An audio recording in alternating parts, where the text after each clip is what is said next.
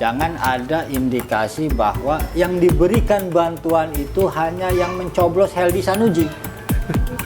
Gitu kan? Ini ada rasa ketidakadilan. Dan ini tidak sesuai dengan nilai Pancasila. Keadilan sosial bagi seluruh masyarakat Indonesia.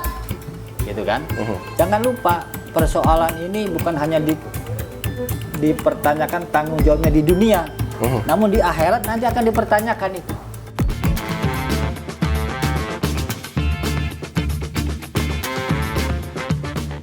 Assalamualaikum warahmatullahi wabarakatuh. Apa kabar Sobat Banten News? Kembali lagi berjumpa bersama saya Gilang Fatah. Dan kita akan melaksanakan podcast Wakil Rakyat. Ini adalah program hasil kerjasama antara Banten News dan DPRD Kota Cilegon.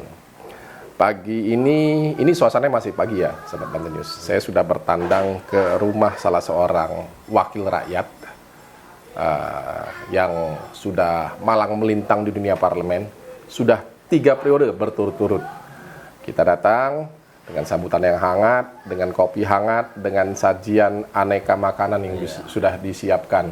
Ini bukan settingan ya, tapi memang mungkin inilah keseharian beliau. Di sebelah saya sudah hadir Wakil Ketua Komisi 2 DPRD Kota Cilegon dari fraksi PDI Perjuangan. Langsung kita sapa beliau, Kang Yusuf Amin. Siap. Apa kabar, Kang? Baik. Kemana aja, Kang? Ada. Orangnya silent, tapi kritiknya masih tetap tajam. Ya, itu Ya, bagian dari tugas politisi. Sekarang, Sobat Banten News, saya ada di kediaman beliau. Di sebuah lingkungan di Kelurahan Kebonsari, Kecamatan Citangkil. Ini rumah yang sangat asri di tengah pemukiman padat penduduk. Dan saya juga cukup kaget ya begitu bersilaturahmi di sini. Aneka pernak-pernik di ruangan beliau, termasuk ada beberapa buku. Ini buku koleksi, Kang Yusuf? Bukan, buku dulu waktu mahasiswa. Ini buku mahasiswa semua? Dulu ya. Zaman-zaman mahasiswa? Dulu zaman mahasiswa. Masih disimpan? Masih disimpan. Buku apa yang paling disukai di sini? Ini Saya ngelihat ada... Ini dulu waktu... Mohon maaf, saya sambil buka ya. Iya, boleh. Ini Islam dan PDI Perjuangan. Iya. Sesuai partainya mungkin. Kalau itu nggak usah kita tanya, pasti dia yang nguasain. Iya. Nah, ini buku Duratun... Kitab Duratun Nasihin. Ini kitab Duratun Nasihin. Bisa saya ambil ya? Boleh. Apa ini? Kitab apa ini? Kitab Mutiara Mubalik. Waduh. Ini kitab yang untuk dibaca-baca untuk sehari-hari, juga untuk kegiatan-kegiatan khutbah gitu kan. Ini salah satu kitab yang esensinya memberikan materi-materi tentang khutbah Keislaman. Di sini. Ini buku, salah satu buku yang Anda sukai atau? Ini yang sering saya baca, ini kitab Duratun Nasihin ini ya, tentang keislaman untuk menyerukan tentang dakwah. Itu materi-materi tentang dakwah di sini. Itu sudah dimiliki sejak dulu zaman mahasiswa dulu, waktu di pondok pesantren dulu. Santri ya?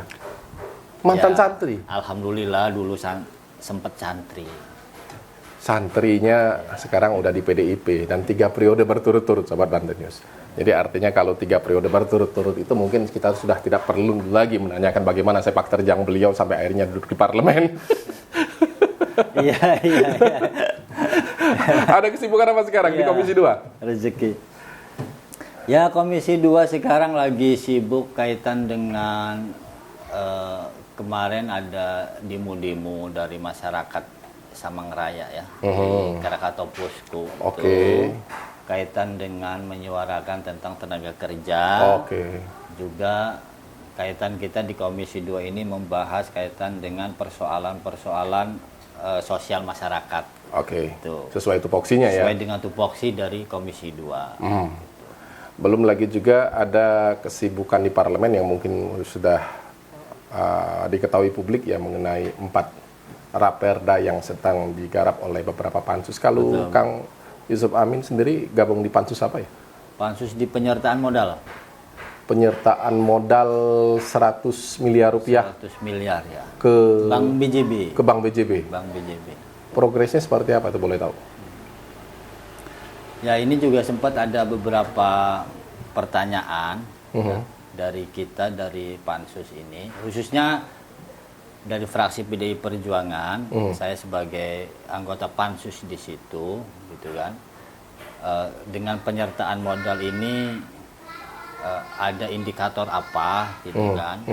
Karena kita lihat bahwa banyak OPD-OPD yang punya program, punya kegiatan, namun juga anggarannya belum ada, gitu kan?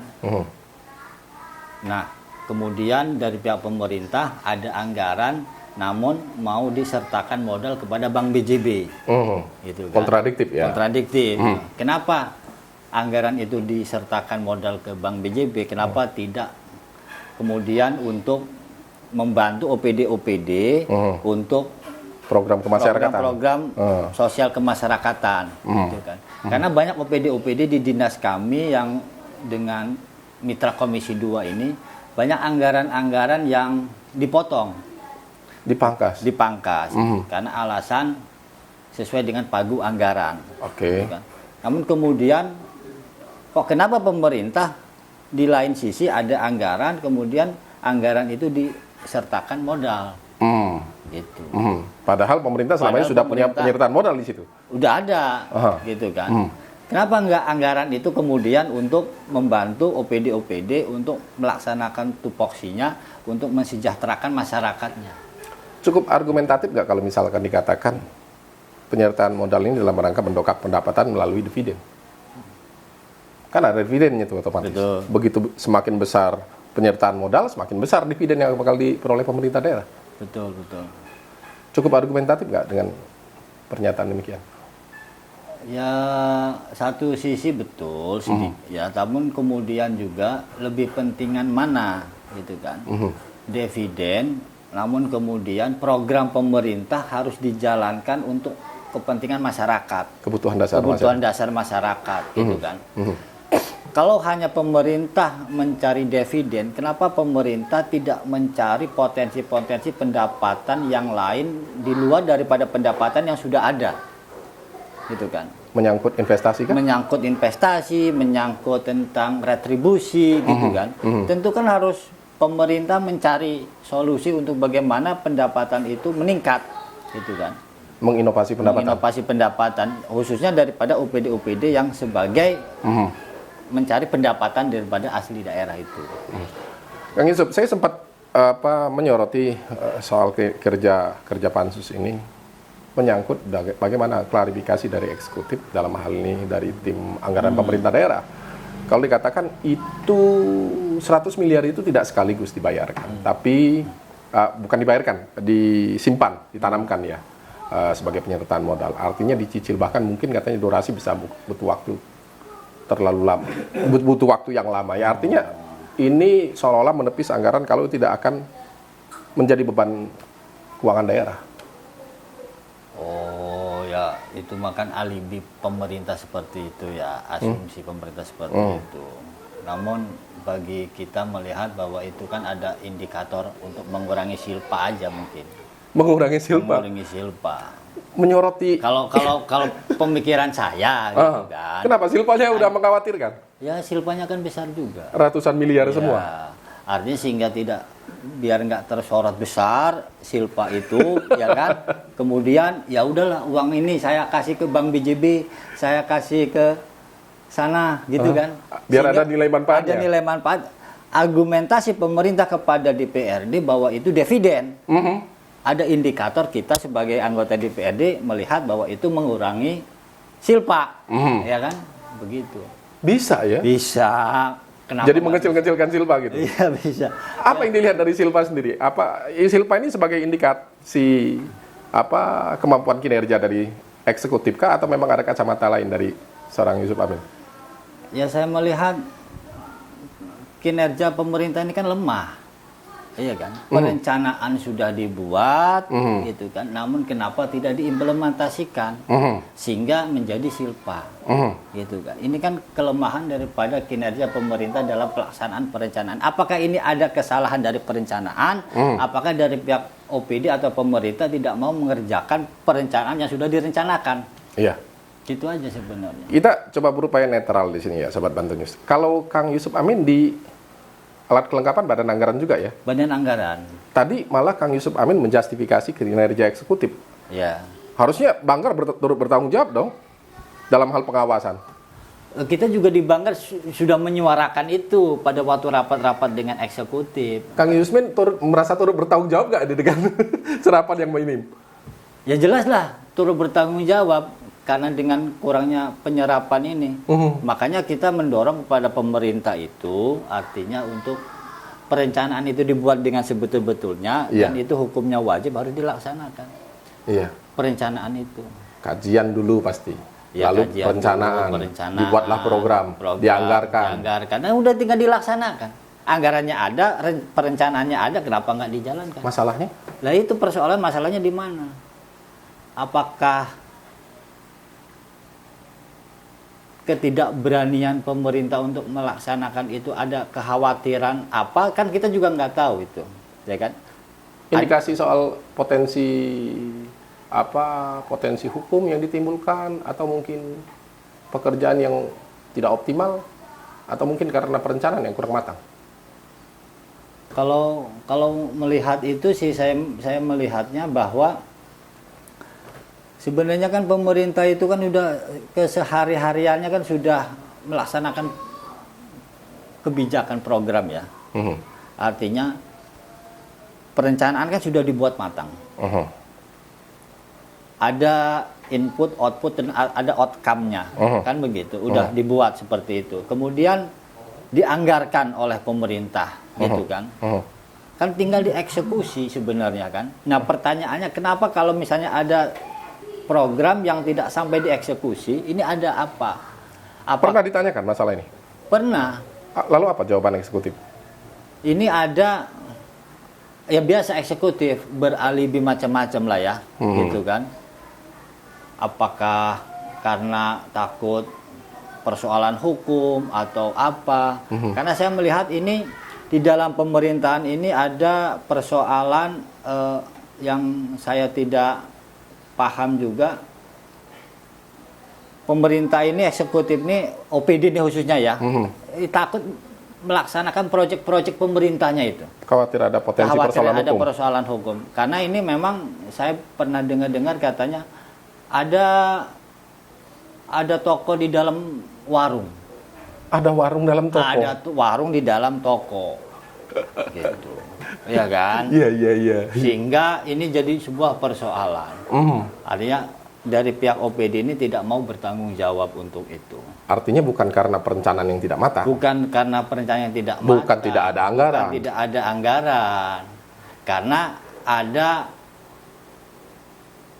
ya oknum lah, oknum saya bilang keterlibatan oknum pihak ketiga yang menguasai proyek itu, sehingga proyek itu dilaksanakan, kemudian juga dikhawatirkan OPD ini akan bermasalah hukum.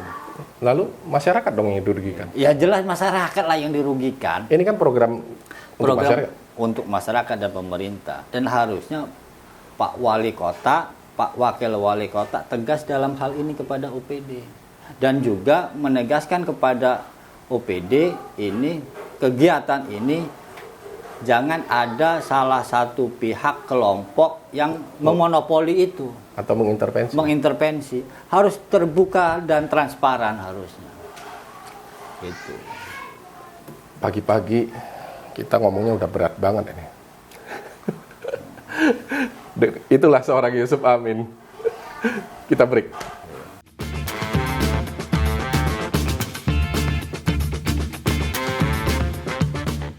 Sobat Bantu News, masih bersama saya Gilang Fatah di podcast Wakil Rakyat, hasil kerjasama antara DPRD Kota Cilegon dan Bantu News. Masih bersama Profesor Yusuf Amin. Saya katakan profesor ini, meskipun belum menyandang gelar resmi profesor. Tapi ya kalau urusan kinerja keparlemenan beliau sangat hatam sekali ya kan. Iya, iya, iya. Ini yang menarik, beliau ini adalah sosok atau figur yang selalu survive, stay di Komisi 2 terus ya. Iya, iya. Sampai dari periode pertama ya. Iya, Periode pertama, kedua, ketiga selalu di Komisi 2. Iya. Artinya komisi yang tupoksinya bersinggungan langsung dengan masyarakat. Nah, di sini juga ada kerja-kerja mitra OPD Kang Yusmin Iya. di Komisi 2. Dari sekian banyak mitra OPD itu ada Dinas Pendidikan, Dinas Pemuda Olahraga, Dinas Kesehatan, Dinas Tenaga Kerja, Dinas Sosial juga ya. Dinas Sosial. Apa yang paling disoroti di OPD, mana yang paling disoroti soal kinerjanya? Kinerja Dinas Kesehatan, Dinas Sosial, sama RSUD. Dinas Kesehatan, Dinas Sosial, apa persoalan Kang? Apa yang Akang Dinas Kesehatan. yang lagi Akang cermati soal kerja dari OPD-OPD ini? Pertama, kalau Dinas Kesehatan itu kaitan dengan WC. Jambanisasi. Jambanisasi. Kenapa? Karena di Cilegon ini yang notabene kota dolar, Kota industri. kota santri, gitu kan, masih ada masyarakat yang tidak punya jambanisasi. Ini fakta. Fakta. Kemarin waktu rapat Badan Anggaran itu kisaran 100 kakak yang tidak punya jambanisasi. Kurang lebih. Itu satu kota Cilegon atau satu wilayah tertentu? Kota Cilegon. Satu kota Cilegon. Satu kota Cilegon. Latar belakangnya ekonomi. Ekonomi. Bahkan bisa lebih dari nilai yang sudah ada itu. Lalu apa yang Anda perjuangkan di sini? Kami minta dari fraksi PDI Perjuangan ini minta kepada pemerintah daerah untuk menyelesaikan masyarakat yang tidak punya jambanisasi tersebut agar 2024 ini masyarakat Kota Cilegon kita tidak mau dengar ada masyarakat yang tidak punya jambanisasi. Makanya target pemerintah 2024 ini harus semuanya sudah punya jamban. Gitu. Dan ini kan bagi kita sebagai anggota DPRD merasa malu. Iya. Malu kenapa? Kita ini kota industri, kota dolar, metropolis, APBD-nya besar, tapi masih ada masyarakat kita yang nggak punya jamban. Mohon maaf, ini saya potong sedikit. Gitu. Kalau tidak punya jamban, mohon maaf. Iya. Lalu mereka BAB selama ini di mana? Ya di kebon. Oh, dolbon itu? Dolbon. Bisa juga di kebon, bisa juga bantaran kali? Ke tetangga, bisa juga ke bantaran kali. Numpang. Kan ini sangat miris. Kan kalau katakanlah 100 untuk membuat jambanisasi, anggaplah mungkin 10 juta. Dikali 100 itu kan angka yang sangat kecil dibandingkan APBD. Dan itu sudah di luar daripada rasional kita. Kenapa PDIP yang menyuarakan ini? Fraksi Kang Yusmin, bukannya lurah atau mungkin camat atau mungkin yang lebih rendah RT RW yang honornya juga sudah dinaikkan ya kan? 1 juta per bulan. Ya kita ini kan fraksi yang selalu berjuang untuk kepentingan masyarakat. Ketika ada laporan dari masyarakat bahwa ada masyarakat kakak yang tidak punya jambanisasi, bahkan sampai ratusan gitu kan, bahkan bisa lebih, dan ini kan prihatin bagi kita ya sebagai anggota DPRD. Maka oleh karenanya kita ya suarakan, kita perjuangkan itu agar pemerintah itu menyelesaikan program itu. Untuk dianggarkan. Selama ini selesaikan. Selama ini tidak dianggarkan atau memang loss pengawasan sampai akhirnya tidak dianggarkan? Ya, mungkin karena tidak ada yang menyuarakan, sehingga pemerintah santai-santai aja, diam-diam saja, karena mungkin tidak ada suara-suara yang mendorong untuk kegiatan jambanisasi, gitu ya. Nah inilah kita kembali kepada niat. Pemerintah itu niatnya mau menyelesaikan persoalan masyarakat atau niatnya hanya gagah-gagahan bahwa saya ini sebagai pemerintah, pelayanan atau pencitraan gitu kan. Itu kan kembali kepada niat. Innamal a'malu binniyat. Segala sesuatu itu kan kembalinya kepada niat. Kalau kita niat bahwa saya sebagai wali kota, wakil wali kota 2024 akan menyelesaikan jambanisasi, selesai, beres itu. Dan uangnya juga nggak begitu besar. Anda akan mengawal ini?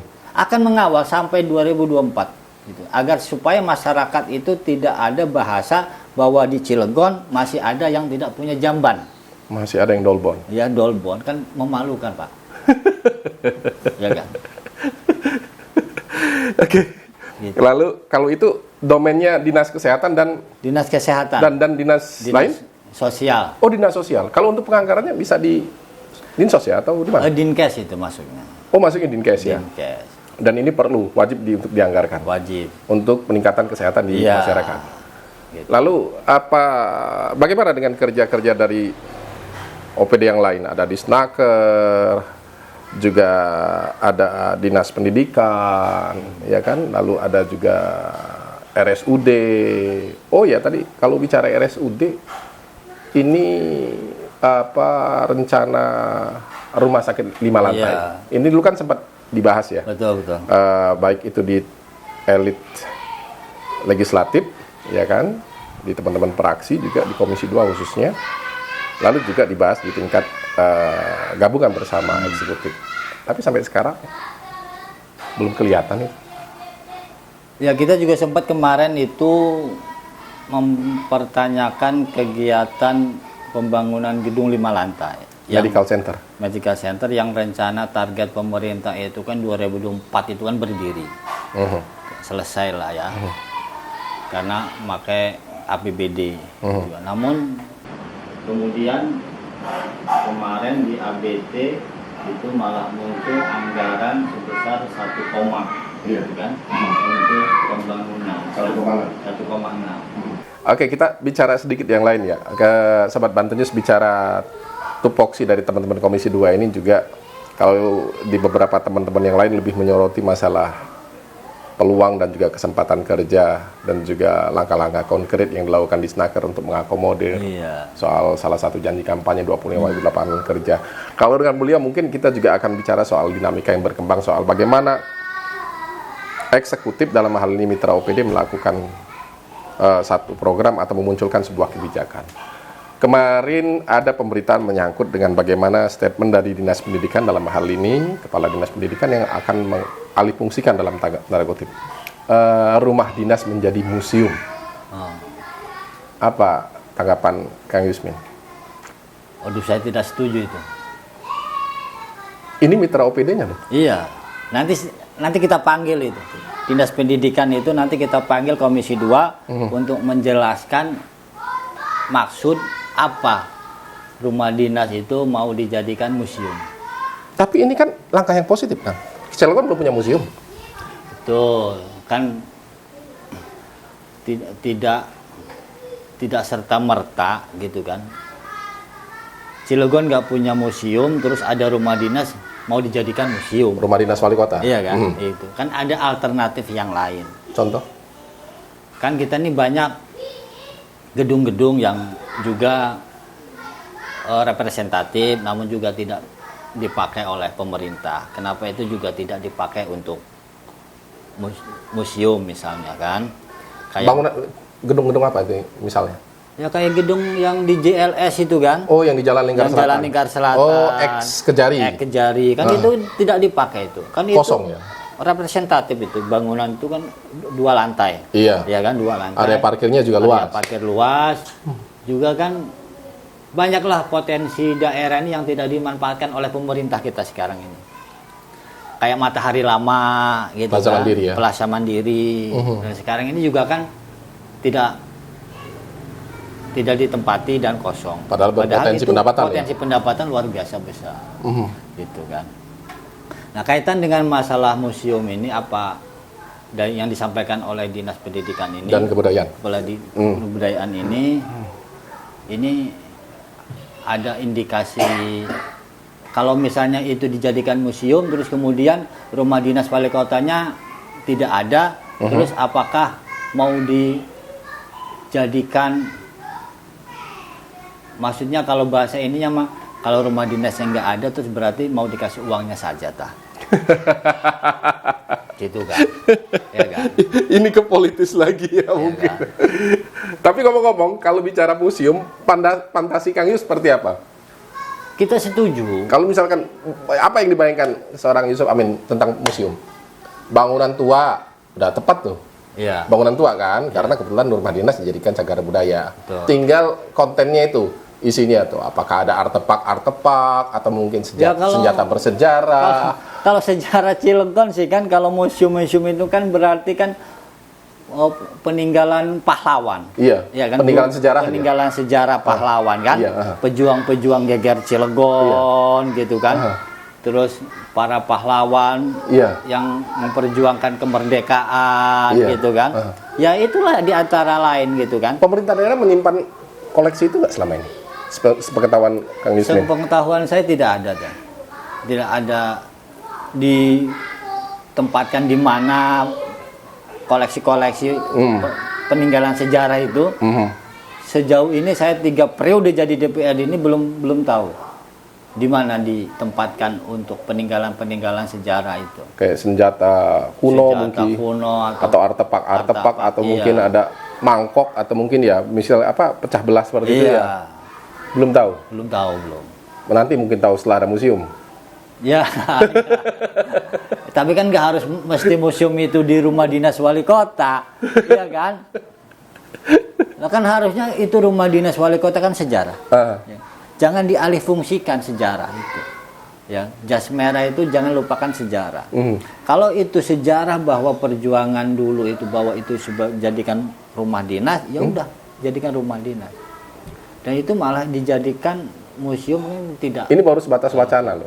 Baru sebatas wacana.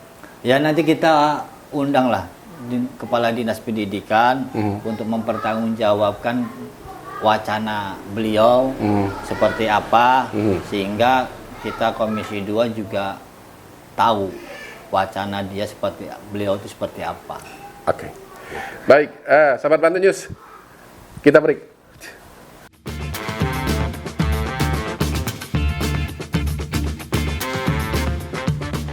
Baik, sahabat Banten News, masih bersama saya Gilang Fatah. Kita masih di podcast Wakil Rakyat, hasil kerjasama antara Banten News dan juga DPRD Kota Cilegon.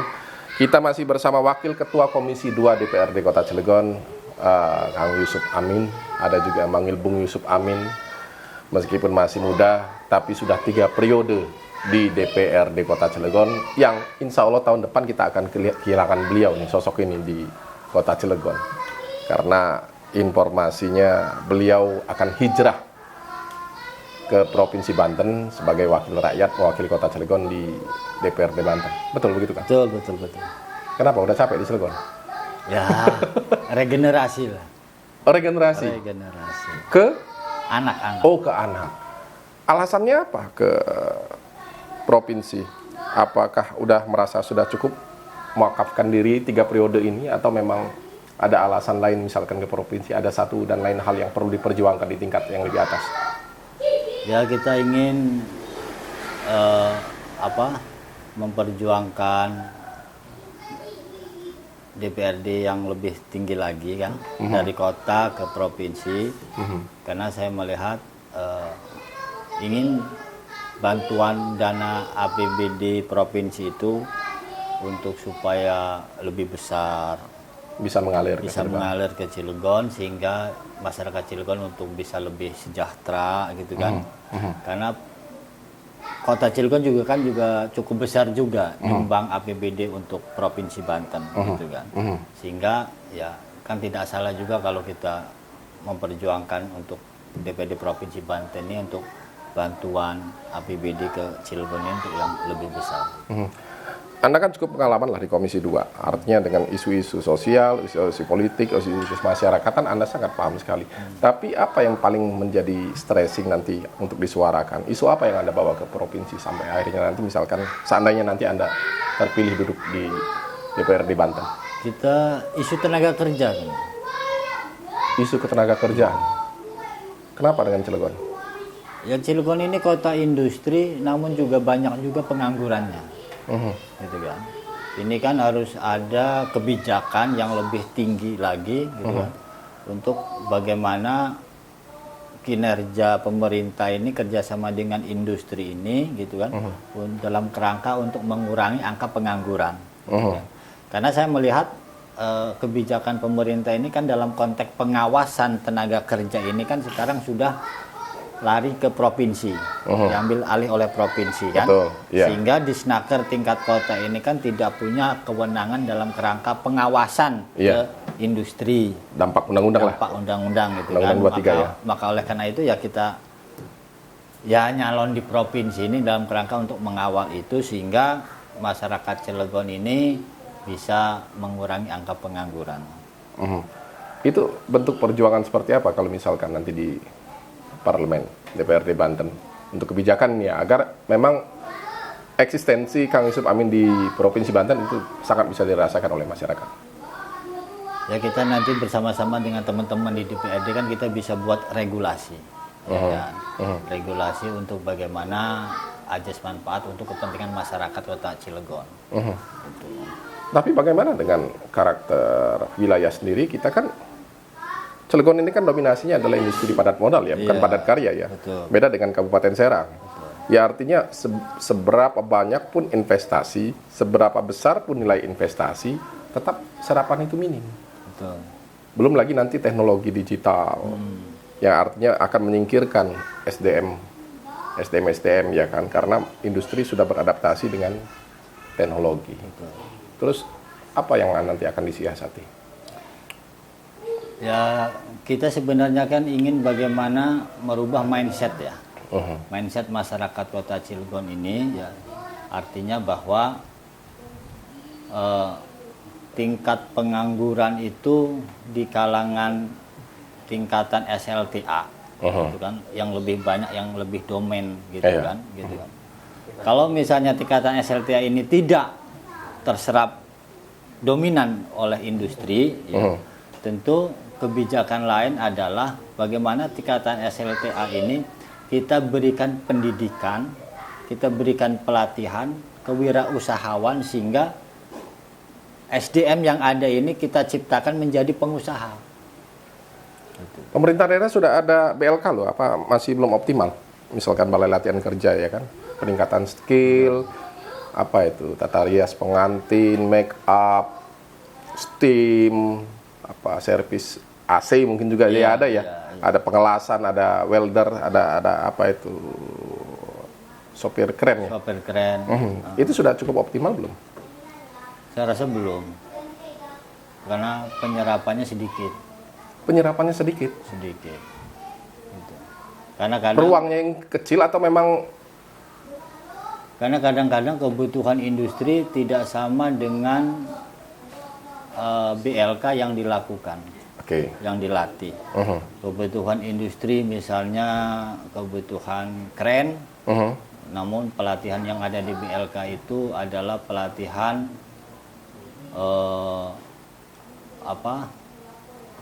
ada operator forklift dan lain-lain. Kadang-kadang tidak sinkron. Gitu. Yang seharusnya pemerintah daerah itu berkoordinasi dengan pihak industri menyangkut kebutuhan sesuai dengan kebutuhan industri itu, dan kemudian maka pemerintah melakukan pelatihan kepada masyarakat ya sesuai dengan kebutuhan yang akan dibutuhkan oleh industri. Linear dengan kondisi pasar. Iya, harusnya seperti itu. Jangan punya program sendiri namun industri tidak sesuai. Bagaimana dengan program kewirausahaan, UMKM dan lain sebagainya? Pemerintah daerah juga kan sudah ada program bantuan modal itu, yang 25 juta UMKM. Pinjaman lunak ya? Ya, pinjaman lunak. Pengamatan Kang Yusuf Amin?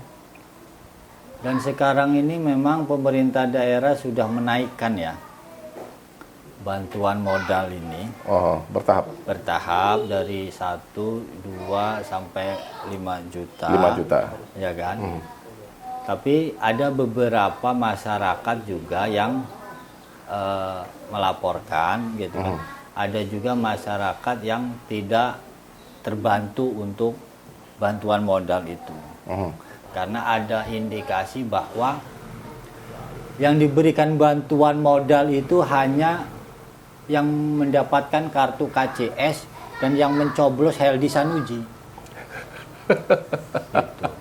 Jadi banyak juga masyarakat. Ini nggak tendensi kan? Enggak, ini kan ada laporan dari masyarakat. Yang namanya dewan itu kan menerima laporan, menyampaikan apa adanya. Faktual ya? Iya. Jadi banyak yang seperti itu. Oleh karenanya kita mendorong kepada Dinas Koperasi, jangan ada pilah-pilih. Tebang pilih ya? Ya, tebang pilih dalam hal mendistribusikan bantuan Kepada penerima manfaat? pada penerima manfaat. Ya. Ketika sudah terpilih jadi wali kota dan wakil wali kota, itu adalah wali kota dan wali kota masyarakat Cilegon. Gitu Wali kan? kota semua? Wali kota semua. Jangan ada indikasi bahwa yang diberikan bantuan itu hanya yang mencoblos Heldi Sanuji. Gitu kan? Ini ada rasa ketidakadilan. Dan ini tidak sesuai dengan nilai Pancasila. Keadilan sosial bagi seluruh masyarakat Indonesia. Gitu kan? Jangan lupa persoalan ini bukan hanya dipertanyakan tanggung jawabnya di dunia, namun di akhirat nanti akan dipertanyakan itu. Dinas Koperasi dan wali kota dan wakil wali kota. Seperti apa sih aduan masyarakat ke Kang Yusuf Amin sampai dia tidak tidak menjadi penerima manfaat? Ya karena Pak katanya kok itu dapat bantuan kok saya enggak katanya.